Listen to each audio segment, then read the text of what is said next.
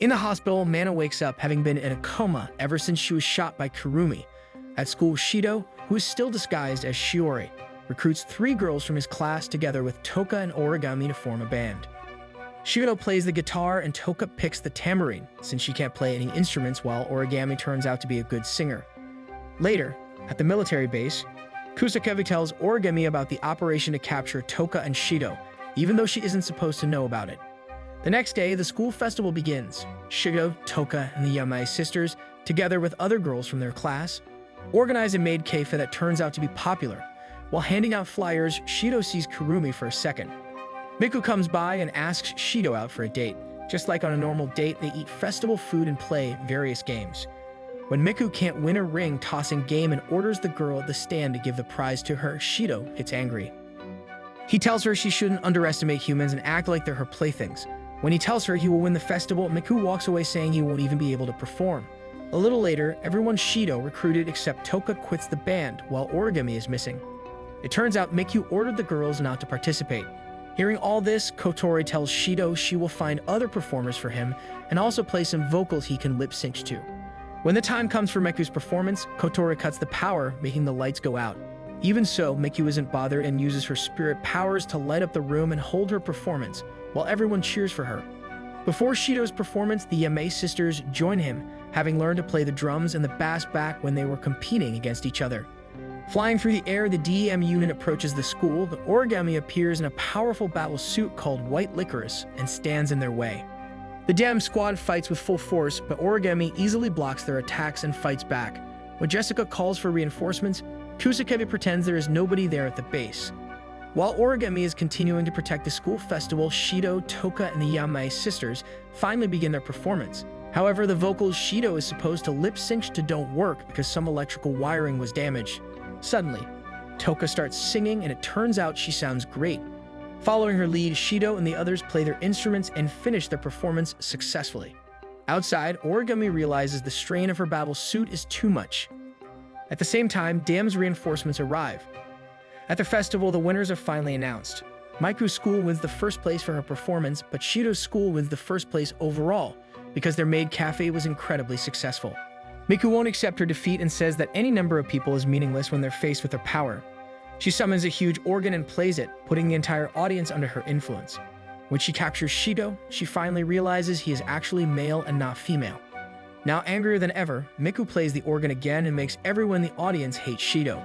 Shino and the Yamai sisters turn against him and attack him, but Toka grabs him and takes him to safety. It turns out Toka had earphones on and couldn't hear Miku's organ. However, even Kotori and Fraxinus cruise under the influence of Miku and won't help Shido. Only Rin and one other staff member didn't hear the organ and remained normal. When Kotori prepares to use the Fraxinus weapons to attack Shido, Mana appears on the ship and knocks her out. Outside, Origami desperately continues to fight Jessica's squad until Mana appears to help her. It turns out Mana was a former member of DEM before she was part of the anti-spirit unit. Easily defeating Jessica, she makes the others retreat. At the festival venue, Ellen crashes through the ceiling and fights Toka. Since Toka is weaker than the last time they fought, she gets captured and kidnapped.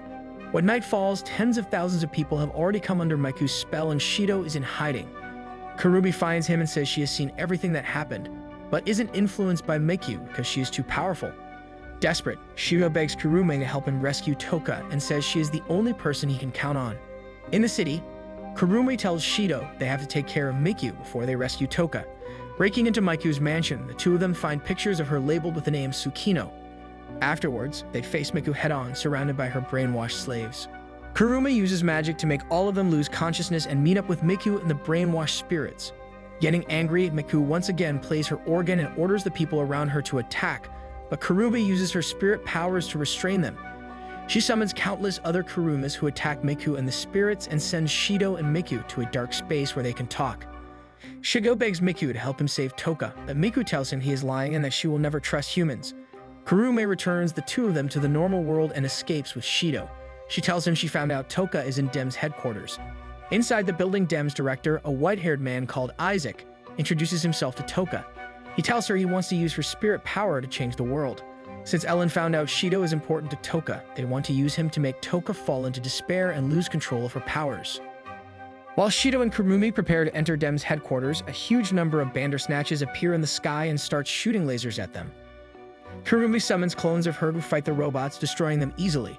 She then teleports Shido and herself closer to Dem's headquarters. Suddenly, Mana appears and is happy to see Shido.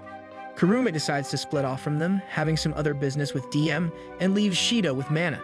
Mana also brought Kotori back to her senses, making her Shido's ally again. In a restaurant, Miku angrily eats, not believing that a man could care about someone else more than himself. She asks the Yamai sisters and Yoshino if Shido really cares about Toka, and the girls tell her he would lay his life on the line for her. Meanwhile, Origami, who has been hospitalized, goes out to help Shido, even though she is exhausted from her previous battle. Since she doesn't have white licorice anymore, she is forced to take a considerably weaker battle suit. While the Kurumis continue fighting the Bandersnatches and DM soldiers, Shido and Mana get attacked by Jessica wearing an incredibly powerful armor called Scarlet Licorice. While Mana fights Jessica, Shido finally enters the DM building but quickly gets attacked. Thinking about how much he wants to save Toka, he suddenly unleashes his power and summons Toka's sword. Using the sword, he easily defeats DM's soldiers, but not without getting wounded.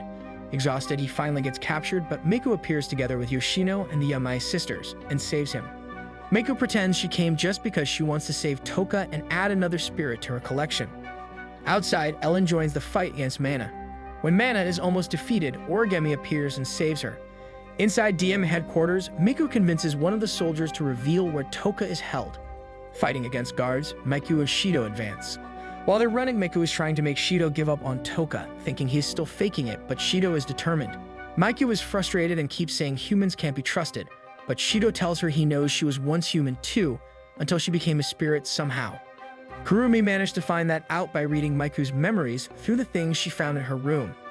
Hearing this, Miku finally agrees to tell Shido about her past. She was once a human singer named Tsukino, who was popular and loved by her fans.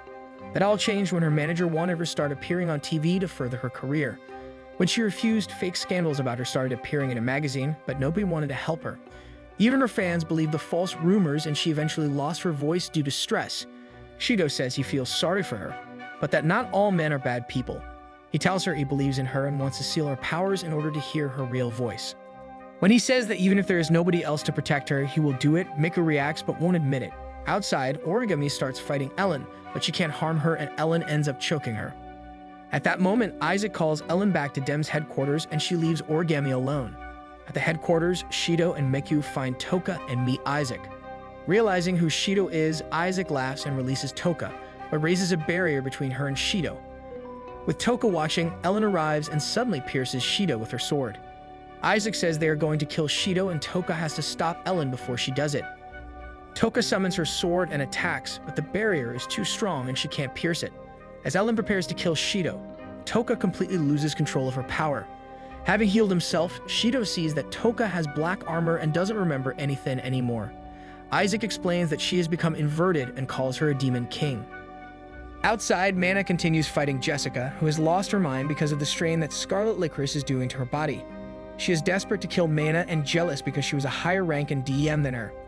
Mana also hated Jessica, but she doesn't think she deserved to die like this. Flying towards her and dodging her attacks, she manages to end her misery. In the DM building, Ellen fights Toka, but she is no match for her, even though her weapons are unbelievably powerful. Toka stops Ellen's sword with one hand and makes her crash to the ground with a single flying sword slash. Ellen is still convinced she can beat her, but she is still wounded from her fight with Origami, so her and Isaac are forced to retreat. They leave Shido and Miku with Toka, who sees them as her next enemy. When Toka attacks, her sword protects the two of them. Kotori tells Shido he will need to make Toka remember who she is. He tries acting towards the inverted Toka in the same way he would to the normal one, but Toka just blows him away. Even when Miku tries controlling Toka with her organ, it doesn't work at all. Getting even angrier, Toka attacks Miku, but Shido saves her, keeping his promise to protect her. Intending to finish the fight, Toka powers up her sword to its limits and prepares to attack. Suddenly, Yoshino appears and does her best to stop Toka, but is barely holding out against her. While the two of them are fighting, Shido calls out to Toka, but Toka then unleashes a massive beam of energy that cleaves half of the city in two. However, it turns out the Yamei sisters save Shido in the last second. The sisters throw him in Toka's direction, and he gets close enough to kiss her. With the kiss, he returns her back to normal, making her remember she loves him. After the battle, Kurumi disappears and everything goes back to normal. The next day, Shido meets with Miku after her concert and she hugs Shido, calling him darling. She suddenly kisses him, sealing her own powers. Since she knows Shido will never leave her and she can trust him, she is ready to continue her singing career as a normal human. When the audience calls for an encore, Miku gets out on the stage again and sings a song from back when she was Tsukino, to a huge applause. Realizing her audience loves her even when she isn't brainwashing them, she cries tears of joy. Hey, thank you for staying all the way till the end. If you enjoyed the video, give it a like. It takes only a second, but it means everything to us. Have a great day and see you in the next video.